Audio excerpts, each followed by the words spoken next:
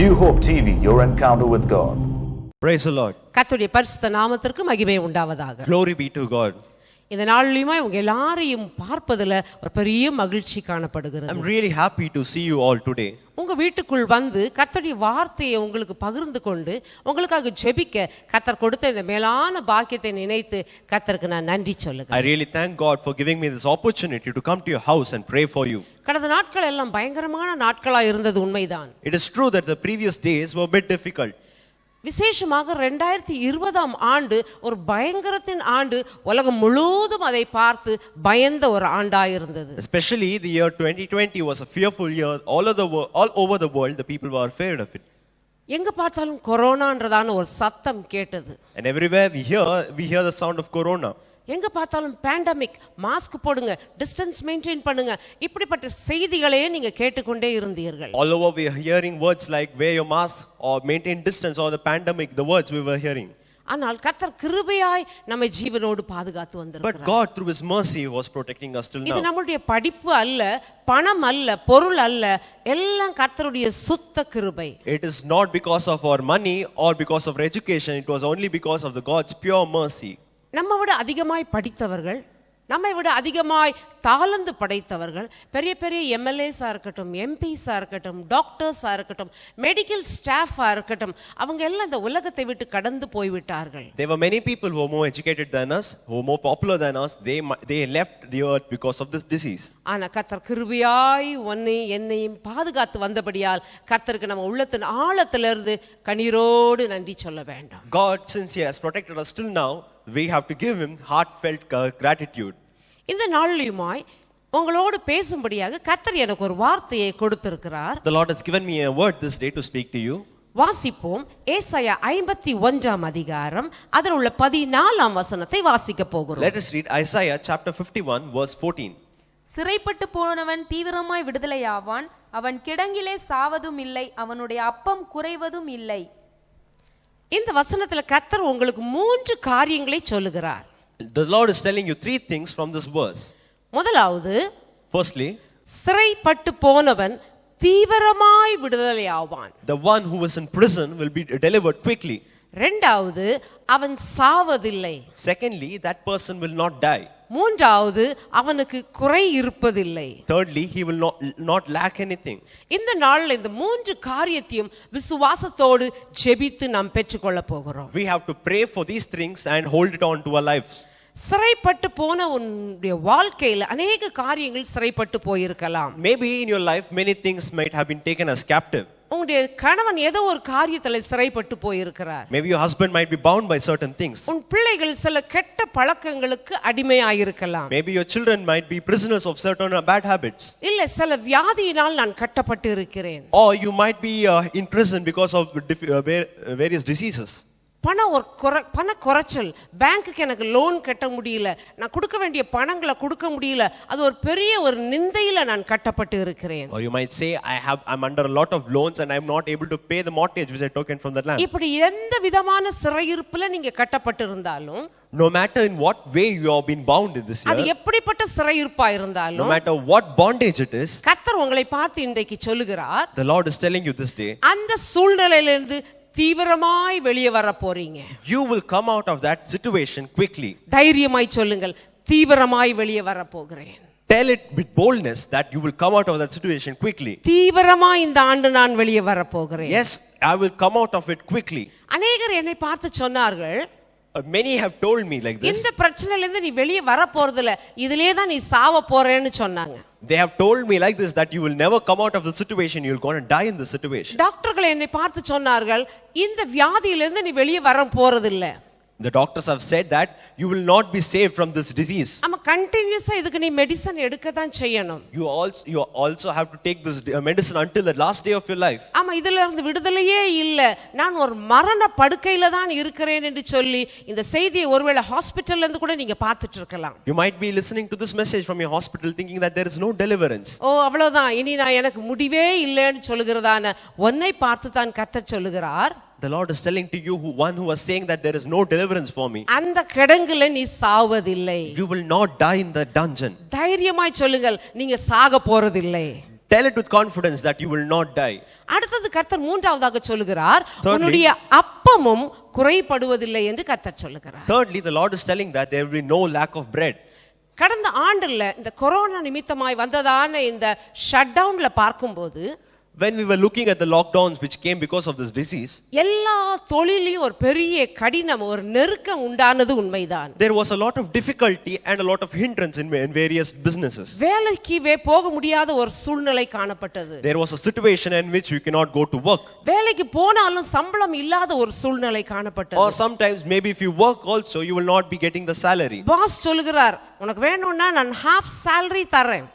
The boss is telling that I might be able to give you half of your salary. இல்லட்ட வேலையை விட்டு போயிருங்கன்னு ஈஸியா pass சொல்லிட்டாரு. And he says it in a simple way, telling that if you don't want to work you can leave the job. ஆனா நான் என்ன செய்வேன்னு அழுததான நாட்கள் உண்மைதான். It is true, many days you were shedding tears because of this fact. நான் எப்படி fees கட்ட போறேன் பிள்ளைங்களுக்கு? How am I going to pay the fees of my children? Loan உடையதான பணங்களை நான் எப்படி கட்ட போகிறேன்? How am I going to repay the loans? வட்டிக்கு கொடுக்க வேண்டியதான அந்த பணங்கள் கரெக்டா அந்த டேட்டுக்கு வருவாங்களே, நான் என்ன செய்ய போறேன்? How am I going to answer the money lenders who come at the right date? என்னுடைய ஹவுஸ் ரெண்ட் நான் கொடுக்கணுமே, அல்லாட்ட ஹவுஸ் ஓனருக்கு நான் என்ன பதில் சொல்ல முடியும்? What answer will I give to my house owner when he asks for rent? இப்படி अनेक காரியங்களை சிறைப்பட்டது உண்மைதான். It is true that you are bound by many things like this. அதே அதிகாரத்துல ஏசாயா 51ஆம் அதிகாரத்துல 21ஆம் வசனத்தை வாசிங்க. In the same chapter, let us read verse 21. ஆகையால் சிறுமைப்பட்டவளே, மதுபானம் குடியாமல் வெறி கொண்டவளே, நீ கேள். ஓ, கர்த்தர் சொல்லுகிறதான வார்த்தையை பாருங்கள். Let us listen what the Lord is telling now. சிறுமைப்பட்டவளே, The one who has been oppressed. சிறுமைப்பட்டவளே, The one who has been oppressed. அநேக காரியத்தினால சிறுமைப்பட்டிருக்கிறது உண்மைதான். It is true that you have been oppressed by a lot of things. அதே வசனத்துல அடுத்த வார்த்தையை நீங்க கவனித்து பாருங்கள். When we look forward in சொல்லி that verse, ஆணித்தரமாய் நீ இந்த ஆண்டு விசுவாசிக்க போகிறாய். you are going to have faith that the Lord will deliver me from all these problems and I'll come out of it very quickly. இந்த பிரச்சனை எல்லாம் இருக்கிறது உண்மைதான். It is true that you have a lot of problems like this. ஆனா கர்த்தர் இந்த ஆண்டு ஒரு விசேஷித்த பாதுகாப்பை உனக்கு தருவேன் என்று சொல்லுகிறார். But the Lord is telling that He is going to give a special deliverance in this ஒரு year. விசேஷமான பாதுகாப்பு. It is a special deliverance. வசனம் 16, அதே ஏசாயா 51ஆம் அதிகாரம் 16ஆம் வசனத்தை வாசித்து பாருங்க. If we read the same chapter, verse 16. நான் என் வார்த்தையை உன் வாயிலே அருளி என் கரத்தின் நிழலிலான் உன்னை மறைக்கிறேன். என் கரத்தின் நிழலினால் உன்னை மறைப்பேன் என்று கர்த்தர் சொல்லுகிறார். The Lord is telling like this, that I will cover you with the shadow of my hand. என் கரத்தின் நிழலினாலேயே உன்னை மறைப்பேன் என்று கர்த்தர் சொல்லுகிறார். You will be covered with the shadow of my hand. கடந்த நாட்கள் எல்லாம் நீ தலை குனிந்தது போதும். It is enough that you have been putting your head down in shame in the கடந்த previous days. நாட்கள் எல்லாம் நீங்க கண்ணீரோடு இருந்து அழுது கொண்டிருந்ததான நாட்கள் போதும். Let the days in which you have been shedding tears, let it end from this day. ஆனா கர்த்தர் சொல்லுகிறார், என் கரத்தின் நிழலின் கீழ் நீ ஓடி வா. The Lord is telling that come under the shadow of my hand. என் கரத்தின் நிழலினால் தான் நான் உன்னை மூட போறேன் என்று கர்த்தர் The சொல்லுகிறார். Lord is telling like this, I will cover you with the shadow of my hand. எந்த வியாதியும் உன்னை கண்டிப்பாக தொட முடியாது. No disease will touch you. எந்த பிரச்சனைகளோ போராட்டங்களோ கண்டிப்பாக உங்களை தொடவே முடியாது. No problems or no things in the world will touch you. அதை நீங்க உண்மையாய் ஃபீல் பண்ண வேண்டும். You will see it this year. ஆனா கர்த்தர் ஒரு சின்ன ஒரு எக்ஸாம்பிள் உங்களுக்கு சொல்ல வேண்டும் என்றால், If you want to look for an example, இந்த கோழியை பற்றி உங்களுக்கு எல்லாருக்கும் தெரியும். you might know about chickens. இந்த கோழி என்ன செய்யும்னா, அது முட்டையிட்டு அடை காக்கும். Now this hen will lay its egg and will sit on it. 21 நாள் அது ஹேட்ச் ஆகிறதுக்காக அடை காக்கும். It will stay there like that for 21 days.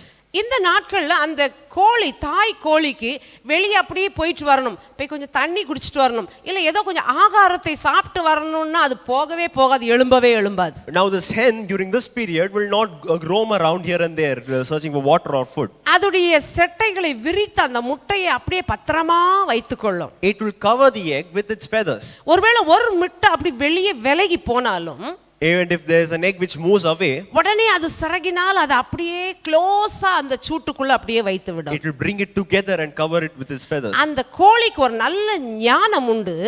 This hen is a bit smart. நான் கொஞ்சம் கேர்லெஸ்ஸா இருந்தா யாராவது என் முட்டையை கொண்டு போய் விடுவார்கள். That if it is careless in watching the eggs, someone might take it away. கொஞ்சம் நான் அப்படியே வெளியே போயிட்டு வந்தேன்னா கண்டிப்பாக என் முட்டை எதுவும் ஹேட்ச் ஆகாது, அது குஞ்சு பொரிக்காது. அதனால கான்ஷியஸா டே அண்ட் நைட் அப்படியே உட்கார்ந்து அதை பாதுகாத்து கொள்ளும். It will consciously protect the eggs because if it goes somewhere else, the eggs will not hatch.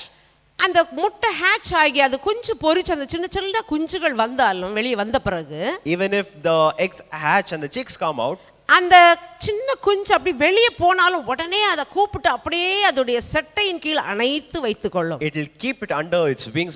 It will not allow it to roam here and there. ஒருவேளை ஒரு குஞ்சு ரொம்ப போர் அடிக்கி ரொம்ப சூடா இருக்குன்னு சொல்லி அது வெளியே போச்சுன்னா, Suppose if there's a chick which says it is very boring here, and if it goes out, காக்காவோ ஏதாவது ஒரு பறவை வந்து அந்த சின்ன குஞ்சை கொண்டு போய்விடும். some crow or some other bird will take it away. அந்த ஒரு முட்டை ரொம்ப சூடா இருக்கு, I want to go outside, வெளியே போகணும்னு சொல்லி அந்த ரெக்கைக்கு வெளியே போச்சுன்னா அது ஹேட்ச் ஆகாது. If there's an egg which moves away because of the heat, that egg will not hatch. இதை போல தானே நீங்க இந்த எக்ஸாம்பிள் உள்ளத்துல வைத்துக் கொள்ளுங்கள். Keep this example in your hearts. நீங்கள் ஆண்டவருடைய கரத்தின் அந்த நிழலிற்குள் பத்திரமாய் இருக்க வேண்டும். You should be under the shadow of the hand of the Lord. ஒருவேளை அந்த கரத்தின் நிழலை விட்டு நீங்க தூர வந்து விட்டீங்கன்னா கண்டிப்பாக வாழ்க்கையில உங்களுக்கு போராட்டம் வரும். If you move away from the shadow of God's hand, definitely there will be problems in your life. கண்டிப்பாக வாழ்க்கையில பிரச்சனைகள் வரதான் செய்யும். Definitely there will be difficulties in your life. நாம் வாழ்ந்து கொண்டிருக்கிற நாட்கள் ஒரு கடைசி காலத்துல வாழ்ந்து கொண்டிருக்கிறோம். We are living in the last days. கர்த்தருடைய வருகை சமீபம் சமீபம் சமீபம் என்று எல்லா பகுதிகளிலும் நாம் கேள்விப்பட்டு கொண்டே இருக்கிறோம். We have been hearing here and there that the Lord's coming is drawing near. அநேக விதமான புதிய புதிய வியாதிகளை நீங்கள் கேள்விப்படுகிறீர்கள். You're coming across many new diseases. யுத்தங்களை கேள்விப்படுகிறீர்கள். You're hearing about many wars. அநேக இடத்துல நிலநடுக்கங்கள் earthquakes நீங்கள் கேள்விப்படுகிறீர்கள். You're hearing about earthquakes in different places. இதெல்லாம் கேள்விப்படும்போது கர்த்தருடைய வருகை சமீபம் மிக சமீபம் என்பதை நீங்க ஞாபகத்தில் வைத்துக் கொள்ள When we look at all these things, we have to keep one thing in mind, that the Lord's coming is drawing very near. ஒருவேளை நீங்க ஊழியம் செய்தவர்களாய் கூட இருக்கலாம். Maybe you might be helping, you might be doing ministry to the Lord. கர்த்தருக்கு அநேக காரியங்களை ஒரு காலத்துல செய்தவர்களாய் இருக்கலாம். Maybe you might have done a lot of things for the Lord in the previous years. ஆனா இந்த நாட்கள்ல சோர்ந்து போய் உலகத்துக்கு பின்னால ஒருவேளை நீங்க போயிருக்கலாம். Maybe you would have given up and you will be going behind the world in these days. நான் ஜெபித்து எனக்கு என்ன பிரயோஜனம்? What is the benefit of me praying? நான் அதிகமாக கர்த்தருடைய பாதத்துல இருந்து எனக்கு எதுவும் கைக்கூடி வரவில்லை, அதனால ஐ அம் கோயிங் அவுட் அப்படின்னு சொல்லி அவருடைய செட்டையின் நிழலை விட்டு நீங்க தூர போகும்போது, when you say that there is no benefit in staying under the wings of the Lord and you move out, உங்களுக்கு அநேக பிரச்சனைகள் வரும். you might have to face a lot of consequences. நீங்க இப்ப ஃபேஸ் பண்ணி கொண்டிருக்கிறதான இந்த பலவீனங்கள், இப்ப நீங்கள் கடந்து போகிறதான இந்த கடன் பாரங்கள், இப்ப நீங்க கடந்து போகிறதான இந்த நெருக்கங்களுக்கு இதுதான் ரீசனா இருக்கிறது. Maybe this might be the reason of the difficulties which you are facing in present time. ஒரு தீர்மானத்தை நாம் எடுப்போம். Let us take one decision. ஆண்டவரே, இந்த புதிய ஆண்டுல Lord, in this new year, உங்க சட்டையின் கீழ உங்க கரத்தின் நிழலை விட்டு நான் தூர போக மாட்டேன் ஆண்டவரே. Lord, I will never move away from the shadow of your hand. நான் கடந்து போகிறதான இந்த பிரச்சனையில இருந்து தீவிரமா எனக்கு ஒரு விடுதலை தாங்க. Lord, save me quickly from the difficulties and the problems which I'm going through now. இந்த ஒரு தடவை எனக்கு ஒரு சான்ஸ் தாங்க ஆண்டவரே. Lord, give me one more chance. I want to come under your wings. ஆண்டவரே, உங்க சட்டையின் கீழ் நான் வர வாஞ்சிக்கிறேன் என்று சொல்லி ஒப்பு கொடுங்கள். Lord, tell to the Lord, Lord, I desire to come under your wings, and surrender yourselves to the Lord. அவன் கிடங்கிலே சாவதில்லை என்று கர்த்தர் சொல்லுகிறார். The Lord is telling that he will not die in the dungeons. இந்த கிடங்கு இது சாவதில்லை, இந்த வசனங்களை எல்லாம் நீங்கள் வாசிக்கும் போது, When we read all these verses, இந்த பகுதியை நம்ம தியானிக்கும் போது நமக்கு ஒரு பெஸ்ட் எக்ஸாம்பிள் ஜோசப்பா தான் இருக்க வேண்டும். when we look at this, the best illustration which we can come across is Joseph. யோசேப்புடைய வாழ்க்கையை நாம் கொஞ்சம் திரும்பி பார்க்கும்போது, When we look at the life of Joseph, யோசேப்பு கர்த்தருக்கு பயந்ததான ஒரு மகனாய் இருந்தான். Joseph was a man who feared the Lord. சின்ன வயதில இருந்தே கர்த்தருடைய காரியங்களை மிகவும் உற்சாகமா இருந்ததான ஒரு வாலிபனாய் இருந்தான். Joseph, from his young age, was very interested in the things of the Lord. தகப்பனுடைய வயதான நாட்கள்ல பிறந்ததான மகனாய் இருந்தபடியால் தகப்பன் இந்த மகனை மிகவும் நேசித்தார். His father loved him a lot because Joseph was born in the later part of his life. கர்த்தருடைய நாமத்திற்கு மகிமை உண்டாவதாக. Glory be to God. யோசேப்புடைய வாழ்க்கையை நம்ம கொஞ்சம் அலசி பார்க்கும்போது When we look at the life of Joseph, யோசேப்போடு கூட பிறந்ததான சகோதரர்கள் எல்லாரும் யோசேப்பை மிகவும் விரோதமாய் பார்த்தார்கள். all the brothers of Joseph hated him. எப்படியாவது இவனை நிர்மூலமாக்க வேண்டும் என்று அநேக திட்டங்களை போட்டார்கள். They had a lot of plans to pull him down. ஒரு சான்ஸ்க்காக வெயிட் பண்ணி கொண்டே இருந்தார்கள். They were always waiting for one chance to pull him எப்ப down. இந்த யோசேப்பை அவனுடைய தரிசனங்களை அவனுடைய பிரதிஷ்டையை நிர்மூலமாக்க வேண்டும் என்று சொல்லி பார்த்து கொண்டே இருந்தார்கள். They were waiting for one chance to pull down Joseph from his vision and his dreams. நாட்கள் கடந்து வந்தது. The days were rolling on. அவங்க விரும்பின மாதிரியே ஒரு நாள் யோசேப்பை பிடித்து கொண்டார்கள். They caught hold of Joseph just like they desired. அவனுடைய வஸ்திரத்தை கிழித்தார்கள். They ripped apart his clothes. அவனை ஒரு கிடங்குக்குள்ளால போட்டு விட்டார்கள். They put him in a well. எல்லாரும் நினைச்சாங்க யோசேப்புடைய கதை முடிந்து போனது. Everyone were thinking the story of Joseph will end over there. யோசேப்பு அவ்வளவுதான் மரித்து விட்டான், இனி யோசேப்புடைய ஹிஸ்டரியே இருக்காதுன்னு நினைத்தார்கள். They were thinking Joseph will die soon and there will be no more story of his Joseph. யோசேப்பை எகிப்துல கூட விற்று போட்டார்கள். They sold Joseph to Egypt. எங்க போனாலும் யோசேப்பு கர்த்தருக்கு உண்மையாயிருந்தார். But if you see Joseph, wherever he went, he was true to the Lord. எந்த சூழ்நிலையில யோசேப்பை கொண்டு விட்டாலும் கர்த்தருக்கு உண்மையாய் நடந்து கொண்டார். Joseph was truthful and faithful for the Lord wherever he was. அவனை கொண்டு விட்டதான் அந்த போர்த்திபாருடைய வீட்டிலேயும் கர்த்தருக்கு உண்மையாய் தான் நடந்து கொண்டார். Even in the Potiphar's house where Joseph was sold, he was faithful to the Lord. கர்த்தர் இதெல்லாம் பார்த்து கொண்டுதான் இருந்தார். The Lord was watching over all this. அவனை ஜெயில்ல கூட போட்டார்கள். He was even thrown to the prison. அந்த ஜெயில்ல போட்டா கூட Even though that he was thrown to the prison, அங்கேயும் கர்த்தருக்கு உண்மையாய் தான் இருந்தான். he was faithful to the Lord even there. இப்படி உண்மையா இருந்து என்ன புண்ணியம்? What benefit does he get being faithful to the Lord? நானும் கர்த்தருக்கு உண்மையாய் தான் சின்ன வயதுல இருந்து என் வாலிப வயதுல நான் கர்த்தருக்கு பயந்து தானே நடக்கிறேன். You might say, even I am also faithful like Joseph from a young age. சின்ன வயதுல இருந்து கர்த்தருக்கு நான் பிரியமாய் என் பெற்றோருக்கு நான் பயந்து நடந்தது தானே. இதனால வாட் என்ன எனக்கு கிடைத்ததுன்னு ஒருவேளை நீங்க என்னை பார்த்து கேட்கலாம். You might be asking, what is this benefit of me being faithful to the Lord right from a young age? ஆனா வசனம் யோசேப்பை பற்றி என்ன சொல்லுது தெரியுமா? But when we read about Joseph in the Bible, what do we know? யோசேப்புக்கு கிடைத்த ஆசீர்வாதம் என்ன தெரியுமா? What is the blessing that Joseph got? வாசித்து பாருங்கள். ஆதியாகமம் 49 அதிகாரம் 22 முதல் வாசித்து பாருங்கள். When we read Genesis chapter 49 verse 22, யோசேப்பு கனிதரும் செடி, அவன் நீர் ஊற்றண்டையில் உள்ள கனிதரும் செடி, அதன் கொடிகள் சுவரின் மேல் படரும். ஓகே, இந்த பகுதியில் வாசிக்கும் போது ரொம்ப சந்தோஷமாய் காணப்படுகிறது. when we read this passage, we are joyful. யோசேப்பு ஒரு கனி தரும் செடி. Joseph is a fruitful vine. எல்லாரும் சேர்ந்து சொல்லுவோமா?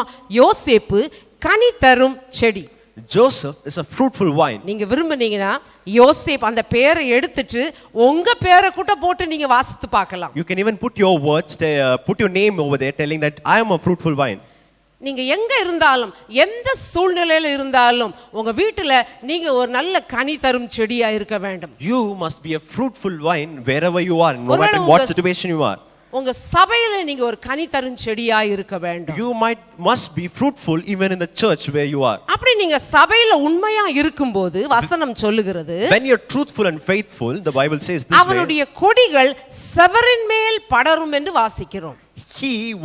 he was grown on the walls. அந்த செவரின் மேல் படர்ந்து போகிறதான அனுபவத்தை கர்த்தர் இந்த ஆண்டு உங்களுக்கு கட்டளையிடுவாராக. The Lord will make you spread out here and there in this year. இந்த செடி வளரக்கூடாதபடிக்கு, இந்த யோசேப்புன்றதான செடி வளரக்கூடாதுன்னு சொல்லி எவ்வளவு நெருக்கங்கள் வந்தாலும், no matter how many difficulty comes to this plant Joseph, இந்த யோசேப்புன்றதான செடியின் மேல் கல்ல போட்டாலும் முள்ள போட்டாலும் அது கவலைப்படவே இல்லை. no matter people were throwing stones or throwing arrows at it, it did not be afraid. அந்த யோசேப்புன்றதான செடி என்ன செய்தது? What did this vine Joseph do? அவனுடைய கொடிகள் செவரின் மேல் படர்ந்து போனது. That vine spread across the walls. அந்த படருகிறதான அனுபவத்தை கர்த்தர் இந்த ஆண்டு உங்களுக்கு கொடுப்பாராக. The Lord will give you this benefit of spreading. ஒருவேளை நீங்க ஒரு சின்ன ஒரு பிசினஸ் தான் செய்து கொண்டிருக்கலாம். Maybe you might be doing a small business. இந்த பிசினஸ் இந்த பேண்டமிக் முடிஞ்சு இன்னும் அம்மா சரியா நாங்க எழும்பவே இல்லை, என் பிசினஸ்ல என்ன ஆசீர்வாதம் இருக்க போகுதோ, எப்படி இந்த பிசினஸ் நான் நடத்த போறேன்னு நீங்க கவலையோடு பார்த்து கொண்டிருக்கலாம். Maybe you might be thinking with worry that what will happen to my business which has already fallen this far because of this pandemic. எல்லா பக்கமும் லாக்டவுன்னால பிள்ளைகளுடைய படிப்பு காரியங்கள் எல்லாம் கம்ப்ளீட்டா ஸ்டாப் ஆயிற்று. Because of the lockdowns everywhere, whatever my children were studying, everything had been stopped. ஏன் பிள்ளைகளுடைய படிப்பு, பிள்ளைகளுடைய எதிர்காலங்கள், பிள்ளைகளுடைய வேலைகள் எப்படி இருக்க போகுதோன்னு ஒருவேளை கண்ணீரோடு பார்த்து கொண்டிருந்த தாய்மார் ஒருவேளை இருக்கலாம். Maybe you might be a mother thinking about the future of your child, thinking what will happen next because of this lockdowns. ஆனா கர்த்தர் உங்களை பார்த்து தான் சொல்லுகிறார், The Lord is telling you this. நீ ஒரு யோசேப்பா இருக்க முடியும் என்றால், If you are like Joseph, உன்னுடைய பிள்ளைகள் அல்ல உன்னுடைய கொடிகள் சுவரின் மேல் படர்ந்து வருவார்கள். your children will spread out like Joseph. அது சுவரின் மேல் படர்கிறதான ஒரு அனுபவம். This is a way of spreading. எவ்வளவு டிஸ்டர்பன்ஸ் வந்தாலும் சரி, No matter what disturbance come, எவ்வளவு தடைகள் வந்தாலும் சரி, no matter what difficulties come, கண்டிப்பாக இந்த ஆண்டு நீ படர்ந்து மேலே எழும்ப போகிறாய். you will rise up like Joseph. அது சுவரின் மேல சுவரை கட்டியாவது அதை ஸ்டாப் பண்ணலான்னு ட்ரை பண்ணாங்க. People were thinking they can stop it by building a wall. அந்த சுவரையும் தாண்டி அந்த கொடிகள் படர்ந்தது என்று வேதம் But the சொல்லுகிறது. Bible says this vine grew across it. அது மட்டுமல்ல, தொடர்ந்து நீங்க வாசித்தால் 23ஆம் வசனத்தை வாசிங்க. When we read verse 23, வில்வீரர் அவனை மனமடிவாக்கி அவனை மனமடிவாக்கி அவன் மேல் எய்து அவனை பகைத்தார்கள்.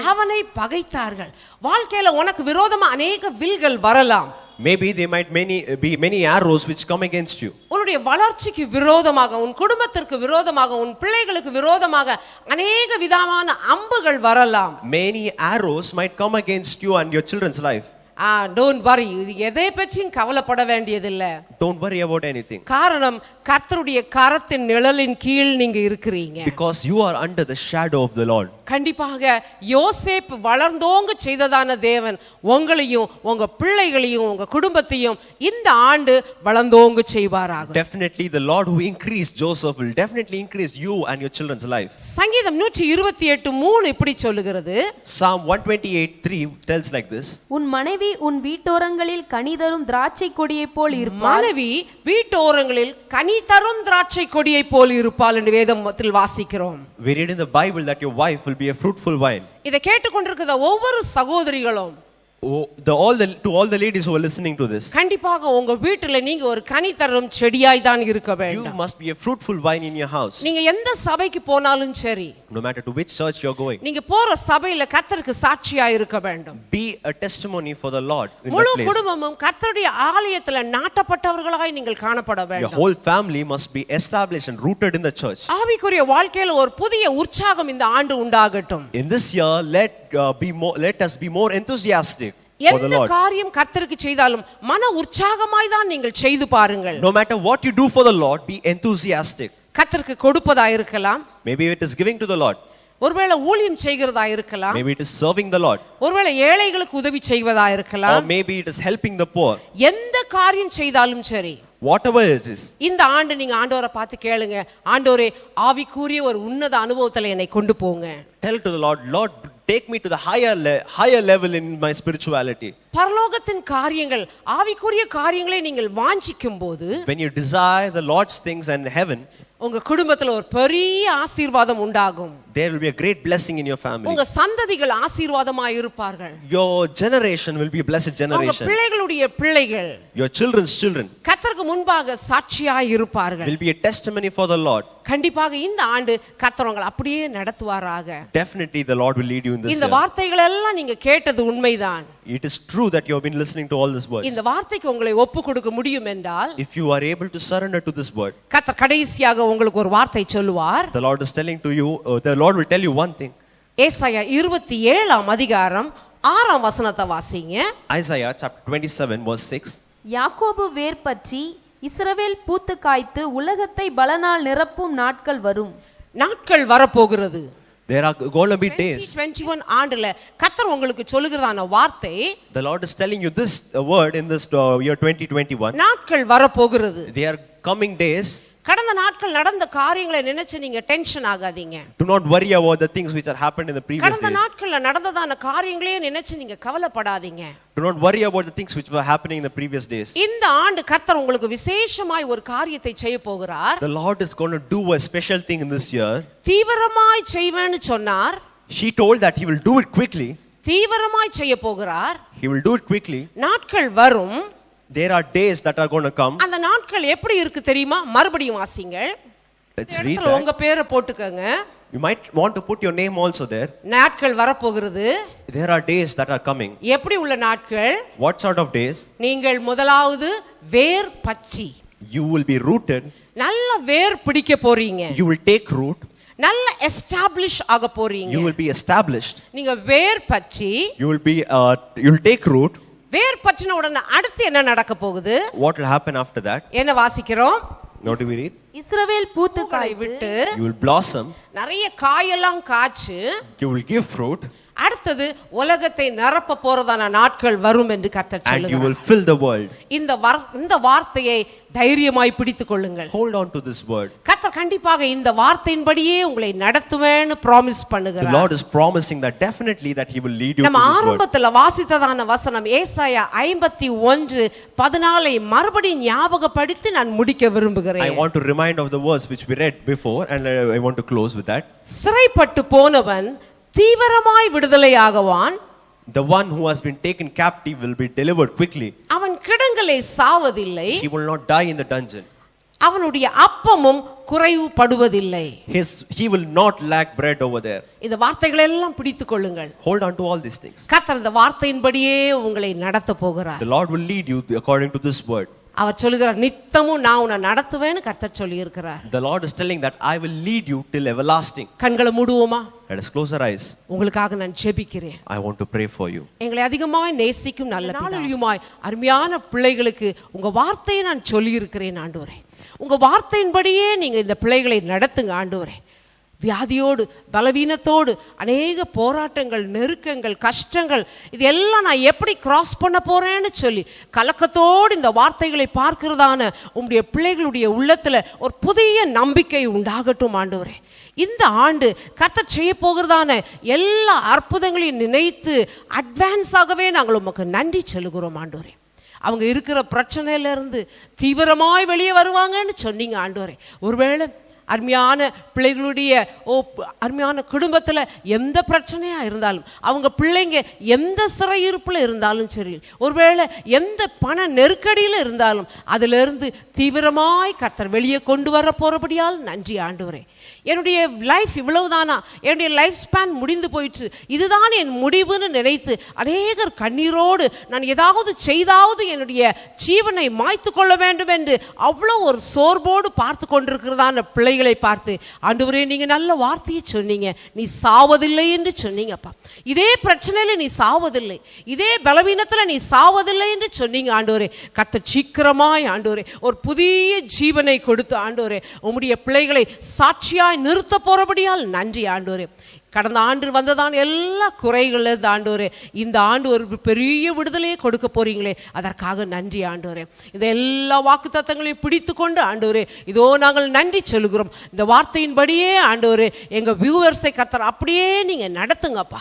ஏதோ பை சான்ஸ் இந்த கூட்டத்தில் இந்த ஜெபத்தில் நான் உட்கார்ந்துருக்கிறேன் ஆண்டவரே, ஒருவேளை அவங்க நினைத்தாலும் ஆண்டவரே கர்த்தர் அவங்க வாழ்க்கையில் அநேக நன்மைகளை செய்தார், கர்த்தர் என்னோடு பேசினார், கர்த்தர் எனக்கு ஒரு புதிய நம்பிக்கையை தந்தார் என்று சொல்லியப்பா உங்களுடைய பிள்ளைகள்கிட்ட இருந்து சாட்சிகள் கேட்க கர்த்தர் உதவி செய்யுங்க. அப்படியே செய்து உம்முடைய நாமத்தை மகிமைப்படுத்துங்க. ஆசீர்வதிங்கப்பா, ஆசீர்வதிங்க. இயேசுவின் நாமத்திலே ஜெபிக்கிறேன் நல்ல பிதாவே. ஆமென், ஆமென், ஆமென். God bless you all.